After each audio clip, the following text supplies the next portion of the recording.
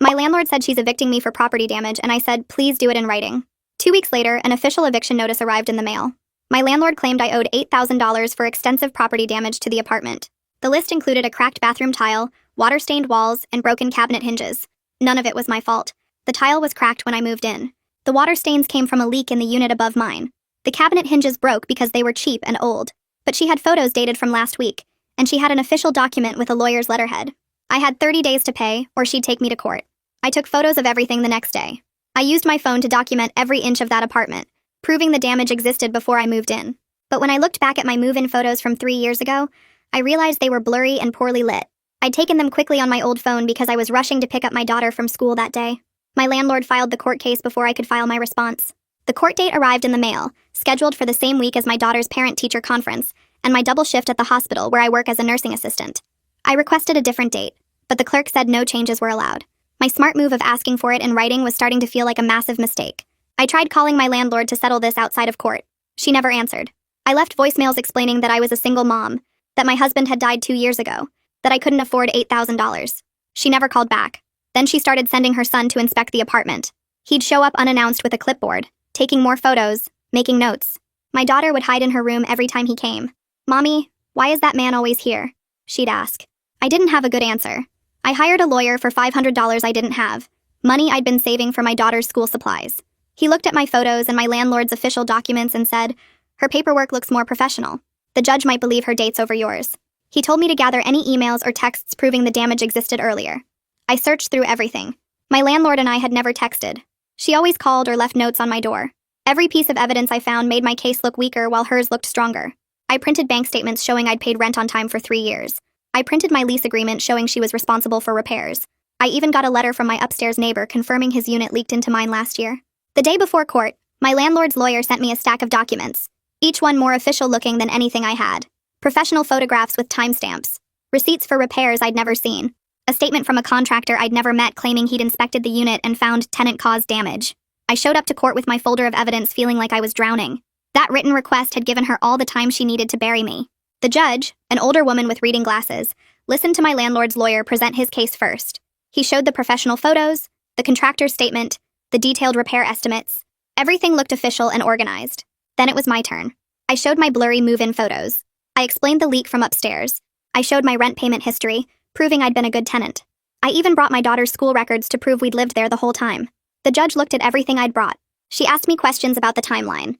She examined my upstairs neighbor's letter. For a moment, I thought she believed me. Then she looked at my landlord's documents again. She looked at mine. She sighed.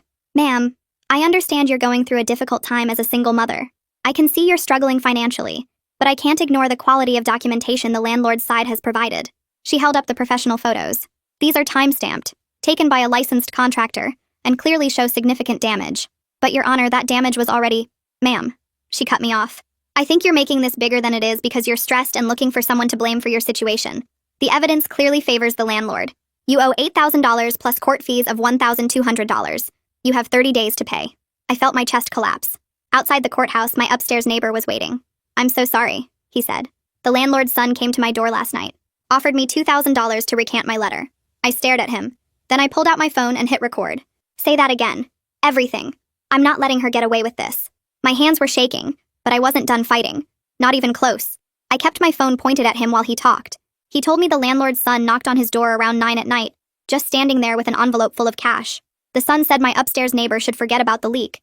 Forget about writing that letter for me. Maybe even say the leak never happened at all. My neighbor described how the son counted out $200 bills right there in the hallway, spreading them out like a fan. I asked him what he said back, and he told me he refused the money and shut the door. Then I asked if anyone else saw this happen, and he said his wife was home, but she stayed in the bedroom because the landlord's son made her nervous. I thanked him 3 times before I stopped recording. My hands were still shaking when I walked to my car. That evening, I sat at my kitchen table after putting my daughter to bed. I opened my laptop and typed tenant rights organizations into the search bar.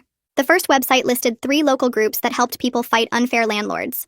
I wrote emails to all of them, explaining everything about the fake damage claims and the court case I just lost. I attached the video file of my neighbor's confession and hit send on each one. The clock on my microwave said it was almost midnight when I finally closed my laptop. I barely slept that night, checking my email every hour to see if anyone responded. The next morning during my break at the hospital, my phone rang with a number I didn't recognize. A woman named Lena Vasquez introduced herself and said she worked for the Tenant Justice Coalition. She asked me to send her the recording again because she wanted to listen carefully. I stood in the break room while she played it twice, hearing my neighbor's voice come through her phone speaker in the background. Lena said this was exactly the kind of landlord fraud case her organization specialized in fighting. She told me cases like mine happened all the time, where landlords used professional-looking paperwork to steal money from tenants who couldn't afford lawyers. I felt something loosen in my chest when she said she wanted to help me. Lena explained that the bribery attempt gave us grounds to file a motion to set aside the judgment based on fraud upon the court. She said it wasn't guaranteed to work, but it was a real chance to get the case reopened with proper legal representation. The recording proved the landlord was willing to pay witnesses to lie, which meant everything in her case might be fake. Lena talked fast but clearly, using regular words instead of complicated legal terms. She said we needed to move quickly because I only had 30 days before the landlord could start taking my wages, or putting liens on anything I owned. I asked her how much this would cost, and she said her organization worked for free for people who couldn't afford regular lawyers. I met Lena at her office that evening after my shift ended. She worked late to fit my nursing schedule, which made me want to cry from relief. Her office was small and cluttered with file boxes and papers covering every surface.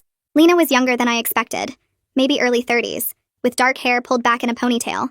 But when she started talking about tenant law, she sounded like someone who had fought these battles before, and won. She pulled out a yellow legal pad and started taking notes while I told her everything again from the beginning. She asked specific questions about dates and times, about every interaction with my landlord and her son. Lena took all my evidence and spread it across her desk. She looked at my blurry move-in photos and the landlord's professional pictures side by side. Then she opened the photo files on her computer and checked something called metadata. She showed me how the timestamps on the landlord's photos said they were taken last week, but the metadata showed they were actually taken 3 months ago. Lena said this proved the landlord lied about when the damage happened. Then she looked at the contractor's signature on the inspection report and pulled out her phone. She searched for the contractor's name online and found his real signature on his business website. They didn't match at all. We spent 2 hours organizing everything into a proper legal filing. Lena explained each step in plain language, making sure I understood what every document meant. She showed me how to write a declaration about my experience, listing every lie the landlord told in court. She drafted a motion to set aside the judgment and attached the recording of my neighbor as evidence. Lena made me feel like a partner in this fight instead of just a victim being shuffled through the system. She printed everything out and had me sign the papers in 3 different places. Then she said she would file everything with the court first thing tomorrow morning. That night, I sat on my daughter's bed after tucking her in. I told her we were getting help from people who fight unfair landlords for a living. She looked up at me with her big brown eyes and asked if the scary man would stop coming to our apartment. I promised her we were working on making that happen, that a lawyer was helping us now. She asked if we had to move away, and I said I was doing everything I could to make sure we got to stay in our home. She hugged me tight and said she didn't want to leave her school or her friends. I held her until she fell asleep, then went to my room and cried quietly into my pillow. 3 days later, I was washing dishes when someone knocked hard on my door. I looked through the peephole and saw the landlord's son standing there with his clipboard. My stomach dropped, but I grabbed my phone and opened the recording app before unlocking the door. I also pulled up Lena's number and put my finger on the call button. When I opened the door, I held my phone up where he could see it, and calmly told him that all future contact had to go through my attorney. He stared at the phone for a second, then his face got red. He stepped closer to my doorway and said I couldn't tell him what to do in his mother's property.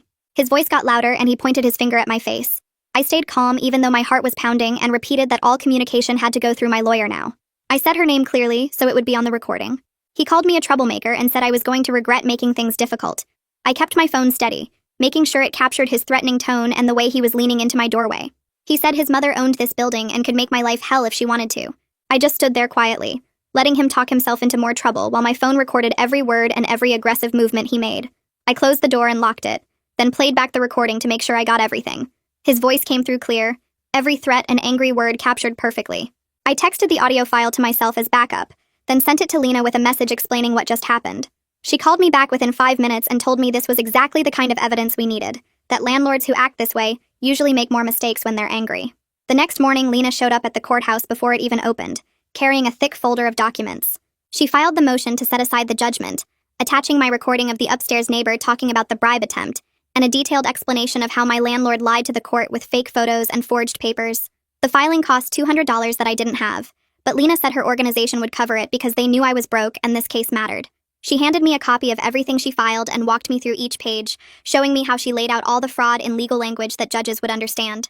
I held those papers like they were made of gold, finally feeling like someone believed me and knew how to fight back. 2 days later, I was at work doing my rounds when my phone rang with a number I recognized. My landlord's name showed up on the screen and my stomach dropped. But I let it go to voicemail because Lena had told me not to answer any calls from her now that I had a lawyer. I finished checking on my patient, then stepped into the break room to listen to the message. Her voice was shaking with anger as she said I had no right to record her son without permission, that what I did was illegal, that she was going to have me arrested for invasion of privacy. She called me a liar and said I was making up stories to avoid paying what I owed. The message went on for almost 3 minutes, her voice getting louder and meaner with every sentence. I saved it and forwarded it straight to Lena, who called me back laughing and said my landlord just violated the rule about contacting someone who has a lawyer. She said this voicemail was more evidence of harassment and would help our case even more. That afternoon, Lena called the contractor whose name was on the damage report, a guy named Ahmad. She put the call on speaker so I could hear. When she asked him about inspecting my apartment building, there was a long silence on the other end. Then he said he'd never heard of that address, had never been to that property, and wanted to know where she got his information. Lena explained about the damage report with his signature and license number on it, and I could hear Ahmad getting angry through the phone. He said someone must have stolen his credentials and forged his name, that this was serious fraud that could cost him his contractor's license if anyone thought he was involved. He asked for copies of the documents and said he would write a statement confirming he never inspected my apartment. Lena thanked him and promised to send everything over that day. After she hung up, she looked at me and said this was the first major crack in my landlord's case, that once we could prove the inspection was fake, the judge would have to question everything else. While we waited for the court to schedule a hearing, I spent every spare minute researching my landlord online. I found her name connected to 3 other apartment buildings scattered around the city, all of them older properties like mine with low rent. I started reading reviews from tenants at those buildings, and saw complaints about surprise damage charges and threats of eviction. One review mentioned getting billed $6,000 for repairs after moving out. Another talked about a landlord who never fixed anything, but always found reasons to keep security deposits. I sat at my kitchen table late at night scrolling through page after page, wondering how many other people she'd done this to, how many tenants paid money they didn't owe because they were too scared or too broke to fight back. The next time I met with Lena, I showed her what I'd found. She looked at the building addresses and the reviews, then suggested I try reaching out to tenant groups at those properties to see if anyone had similar stories. She said patterns of fraud were easier to prove when you could show it happened to multiple people, not just one. So I started spending my lunch breaks at the hospital calling phone numbers I found in online reviews and on community message boards. Most calls went to voicemail or disconnected numbers, but I kept trying. On my 4th day of calls, a woman answered and said her name was Courtney. When I explained who I was and why I was calling, she got quiet for a long time. Then she told me an almost identical story about getting charged for damage that existed before she moved in, about professional photos with timestamps and contractor reports that looked official. She said my landlord had billed her $6,000 and threatened to sue if she didn't pay. Courtney never fought the case because she couldn't afford a lawyer and was terrified of being homeless with nowhere to go. She'd been paying the money back in installments for 2 years now, working 2 jobs just to keep up with the payments while barely covering her rent and groceries. Her voice shook when she talked about it, like the whole thing still scared her even though it happened so long ago. I asked if she would be willing to talk to my lawyer and she said yes immediately, that she wished someone had helped her back then. I gave Courtney Lena's number and told her to call anytime. Then I introduced them over a 3-way call that same afternoon. Lena listened to Courtney's whole story, asking questions about dates and documents and what the landlord had said. When Courtney finished, Lena said she wasn't surprised to hear about another victim, that patterns of fraud like this were more common than people realized because landlords knew most tenants couldn't afford to fight back. She asked Courtney to send copies of any paperwork she still had from her case. That weekend, Lena called me with news that made my hands shake. She'd been going through old court records and tenant complaints, cross-referencing everything with the contractor names that appeared on damage claims.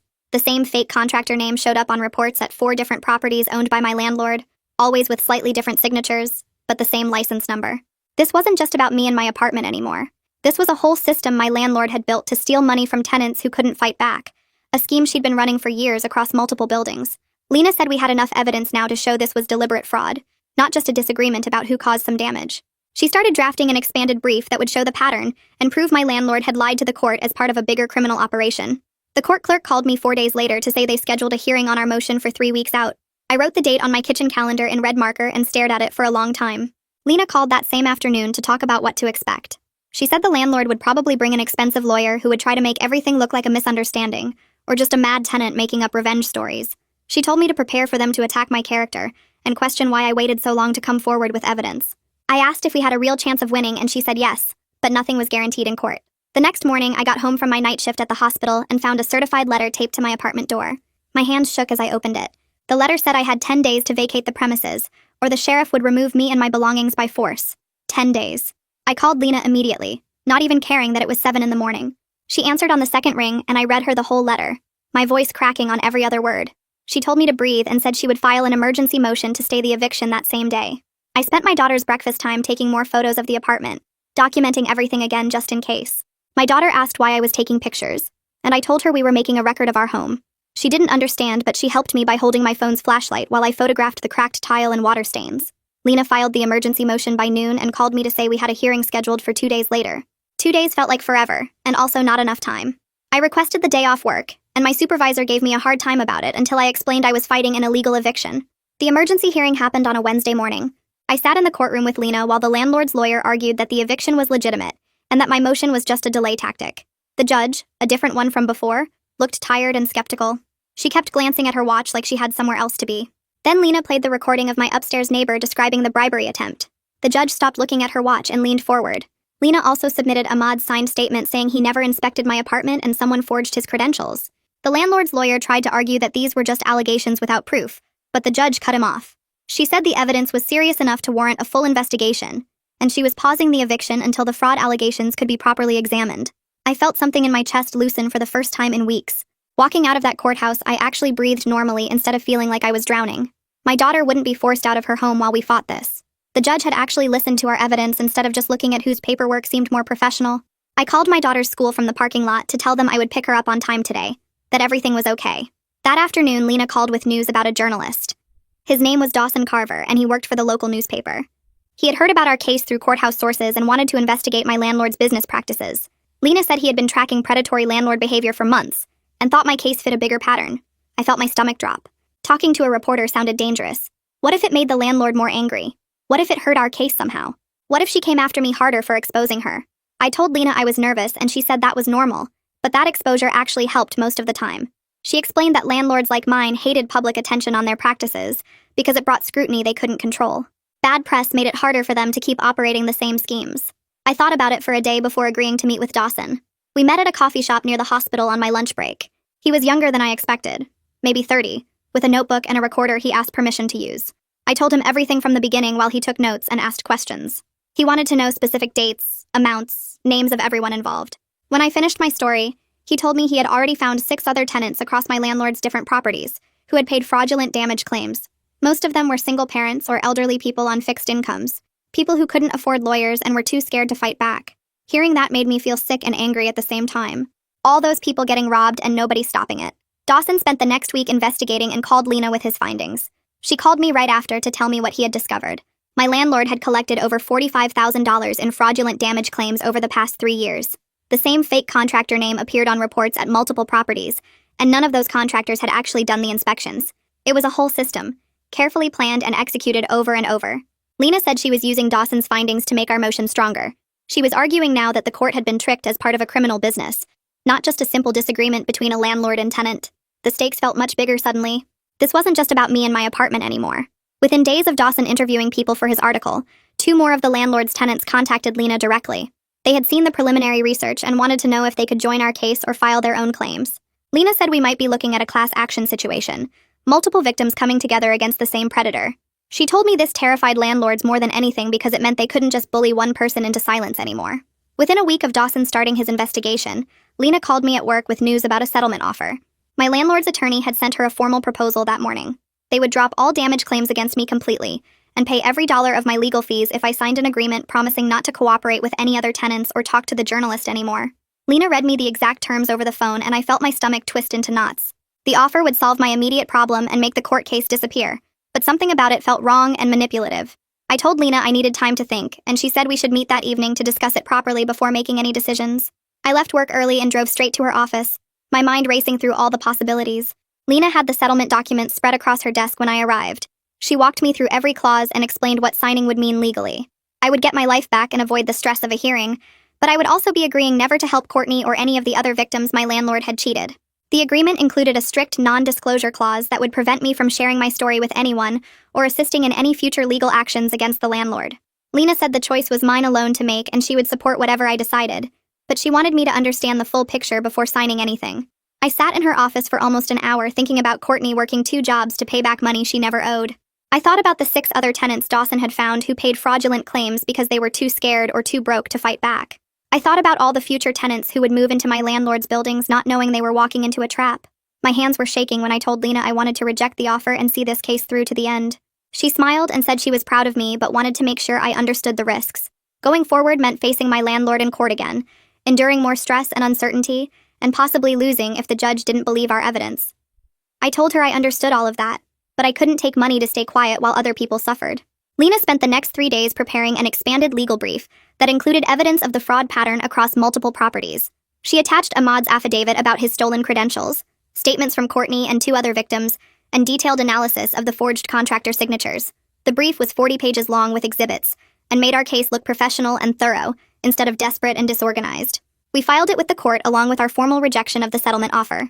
My landlord's attorney called Lena the day after we filed, apparently shocked that we had turned down their offer. The night before the hearing, I could barely sleep at all. I lay in bed reviewing everything I might need to say if the judge asked me questions. I practiced staying calm and factual in my head, going over the timeline of events and the evidence we had gathered. Every time I closed my eyes, I saw the first judge's face when she ruled against me, and fear would shoot through my chest, making my heart race. I got up around 3 in the morning and made coffee, then sat at my kitchen table going through my folder of documents one more time. My daughter found me there when she woke up for school. She could tell I was stressed and worried, so she spent her morning making me a card with her crayons. It had a big heart in the middle and said, "You're the best mom," in her careful handwriting with smaller hearts drawn all around the edges. I put that card right in my folder of evidence so I would see it during the hearing and remember exactly why I was fighting so hard. The hearing started at 9 in the morning and lasted 3 full hours. My landlord brought the same expensive attorney who had offered us the settlement. He stood up first and tried to get our expanded brief thrown out, arguing that we were bringing in irrelevant information about other properties to prejudice the judge against his client. Lena stood up and calmly explained that the pattern of fraud was directly relevant because it proved the damage claim against me was part of a systematic scheme, not an honest dispute. The judge allowed our brief to stand and told the landlord's attorney to proceed with his defense. He spent the next hour trying to discredit everything we had presented. He claimed the recording of the bribery attempt might have been edited or taken out of context. He argued that the forged contractor signature on my damage report was probably just a clerical error by someone in his client's office, not proof of intentional fraud. He brought up my blurry move-in photos again and suggested I was an unreliable tenant trying to avoid paying for damage I had actually caused. Lena tore apart each excuse with documented evidence and clear logic. She played the full unedited recording showing there was no way to misinterpret the bribery offer. She presented handwriting analysis comparing the forged signature to Ahmad's real signature, proving they were completely different. She showed the judge side-by-side photos of damage reports from 4 different properties, all using the same fake contractor name with the same forged signature. Ahmad testified first when it was our turn to present witnesses. He sat in the witness chair looking professional in a button-down shirt and explained how he discovered his contractor license number had been used on inspection reports he never wrote. He brought copies of his actual work logs showing he was on completely different job sites when my apartment was supposedly inspected. The landlord's attorney tried to suggest Ahmad might have forgotten doing the inspection, but Ahmad stayed calm and pointed out that he keeps detailed records of every single job, and my address never appeared in his files. Courtney testified next about her identical experience in a different building owned by my landlord. She described getting charged $6,000 for pre-existing damage with the same professional photos and fake contractor reports. She explained how she paid the money because she was scared of being homeless and didn't know she had any rights to fight back. Her voice shook when she talked about still struggling financially 2 years later because of that fraudulent charge. My upstairs neighbor testified after Courtney and told the judge about the leak from his unit that caused the water damage in my apartment. He explained how my landlord never properly fixed the leak and how her son had offered him $2,000 to recant his letter confirming the leak existed. The landlord's attorney tried to make him seem like an unreliable witness with a grudge, but my neighbor stayed firm and repeated his story exactly the same way every time. When it was my turn to testify, I walked to the witness chair feeling like my legs might give out. Lena asked me questions about being a tenant for 3 years, and I told the judge about my perfect rent payment history and how I had always reported problems immediately. I talked about my husband dying 2 years ago and working double shifts at the hospital to support my daughter. I explained the terror of facing homelessness over damage I didn't cause, of watching my daughter hide in her room every time the landlord's son showed up for another inspection. My voice cracked when I described using my daughter's school supply money to hire my first lawyer, but I kept going and finished everything I needed to say. The landlord's attorney stood up for cross-examination and tried to paint me as a bitter tenant making up elaborate stories because I was angry about losing my first court case. He suggested I was financially desperate and willing to lie to avoid paying what I owed. He implied that I had coached the other witnesses and manipulated the evidence to create a false narrative. Then Lena stood up and asked to play one more piece of evidence. She pulled out her laptop and played the recording I had made during one of the landlord's son's inspections, the one where he had threatened me. His voice came through the courtroom speakers telling me I would regret fighting his mother, that she had lawyers and money and would destroy me in court. The judge's expression changed completely as she listened to the recording. Her mouth pressed into a thin line and her eyes narrowed, and she looked at the landlord and her attorney with an expression that made my chest fill with hope for the first time in months. The judge set her glasses down on the bench and looked directly at my landlord with an expression I had never seen a judge make before. She announced a 15-minute recess to review all the evidence and left the courtroom through the door behind her bench. I walked out into the hallway on legs that felt like they might give out any second. Lena followed me, and we sat on a wooden bench against the wall. My stomach twisted and churned, and I kept swallowing hard to keep from throwing up right there in the courthouse hallway. Lena put her hand on my shoulder, but I could barely feel it because my whole body had gone numb with anxiety. I watched other people walk past us, lawyers in suits carrying briefcases, families waiting for their own court cases, and I wondered if any of them could see how badly I was falling apart inside. Those 15 minutes stretched out forever, like time had slowed down just to torture me. I checked my phone every 30 seconds, even though I knew it wouldn't make the time go faster. My hands were shaking so much I almost dropped my phone twice.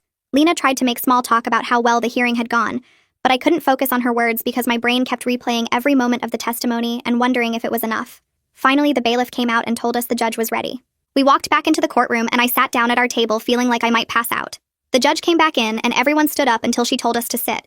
She looked at the papers in front of her for what felt like another hour but was probably only a few seconds. Then she started talking, and her voice was firm and clear. She said she was setting aside the original judgment because the evidence clearly showed fraud upon the court through forged documents and witness tampering. My brain took a second to process what she had just said. She was setting it aside. She believed me. The landlord's lawyer stood up and tried to object, but the judge held up her hand and told him to sit down. She said the contractor's forged signature, the bribery attempt caught on recording, and the pattern of identical claims across multiple properties all pointed to a systematic fraud scheme. She said my landlord had deceived the court with false evidence, and that was one of the most serious violations a party could commit in legal proceedings. Then she said she was ordering my landlord to pay my legal fees and court costs, totaling $3,500. The number hit me like a physical thing because that was real money that would actually help me recover from all of this. But the judge wasn't done yet. She said she was referring the case to the district attorney's office for potential criminal prosecution of the fraud scheme. Criminal prosecution. My landlord could face actual criminal charges. The landlord's face went red, and her lawyer started whispering to her urgently, but she shook her head and stood up like she was going to say something.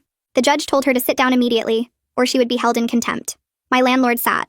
The judge finished by saying the original $8,000 judgment and the $1,200 in court fees were completely dismissed, and I owed nothing. She banged her gavel and said court was adjourned. I sat there for a second, not quite believing it was over, and that I had actually won. Then Lena grabbed my arm, and we stood up and walked out of the courtroom together. The second we got into the hallway, I started crying. But this time the tears felt completely different from all the times I had cried over the past few months. These were tears of relief. So strong it felt like my whole body was releasing months of tension all at once. Lena hugged me right there in the courthouse hallway, and I hugged her back so tight.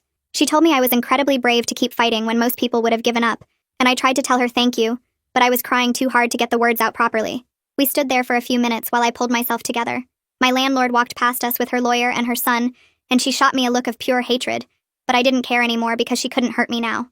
I wiped my face with my sleeve and took a deep breath and felt like I could actually breathe properly for the first time in months. The following week, Dawson's article came out in the newspaper with the headline, "Local Landlord's Fraud Scheme Exposed," in huge letters across the top.